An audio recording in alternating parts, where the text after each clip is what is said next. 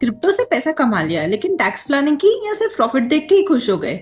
Income tax act 2025 ने VDA पर game change कर दिया है। सबसे पहले वीडीए है क्या? सिंपल लैंग्वेज में कोई भी डिजिटल एसेट जैसे क्रिप्टो करेंसी, एनएफटीज, टोकन्स जो वैल्यू रिप्रेजेंट करता है वो वीडीए है। और हाँ, गवर्नमेंट के पास पावर है कुछ एसेट्स को एक्सक्लूड करने की। अब आते हैं टैक्सेशन पर। सबसे इंपॉर्टेंट पार्ट, फ्लैट 30% टैक्स लगेगा वर्चुअल डिजिटल एसेट्स के प्रॉफिट पर।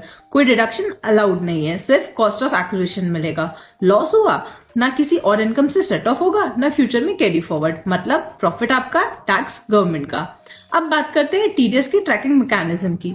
1% टीडीएस लगेगा on transfer of VDS. Thresholds है 50,000 फॉर इंडिविजुअल्स और एचयूएफ्स और 10,000 अदर्स के लिए। और अगर ट्रांजेक्शन कैश में नहीं है यानी क्रिप्टो के बदले क्रिप्टो, तो पहले टैक्स पे करो तभी ट्रांजेक्शन कंप्लीट होगा।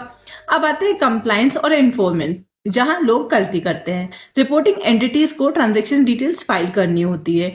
ड्यू डिलिजेंस, कौन क्रिप्टो होल्ड कर रहा है, सब ट्रैक होगा। और अगर आपके पास वीडीए मिला और बुक्स में नहीं है तो वो आपकी इनकम मान लिया जाएगा। और अगर सर्च में आपके पास क्रिप्टो मिला तो मान लिया जाएगा कि आपका ही है।